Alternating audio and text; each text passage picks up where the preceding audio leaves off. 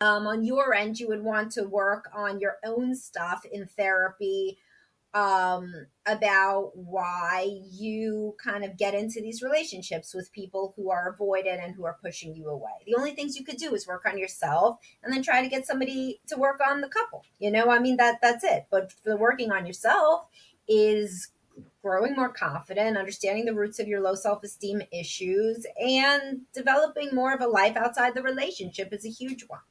What do you think, Ralph?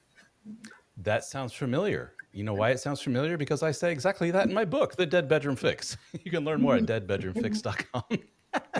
But Samantha, that's not what any anxious dude wants to hear, which is, dude, you got some issues you need to work on. That's a huge part of what got you in this mess and why you're in it.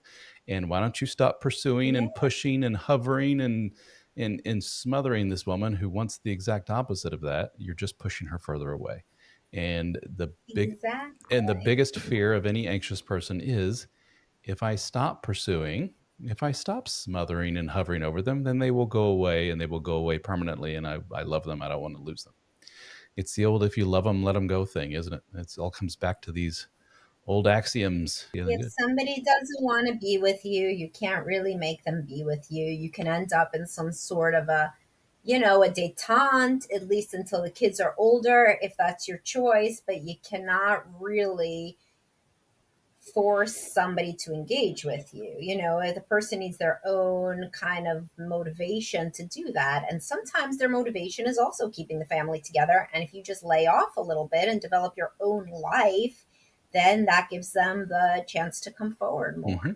and to miss you, because Yeah. they can't miss you when you're never gone.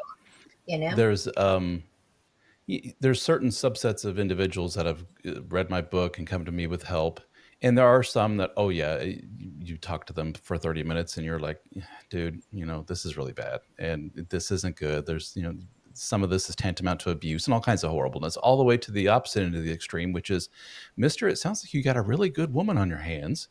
You just need to yank your head out of your butt and leave her alone. You're annoying me just hearing your stories, like, dude.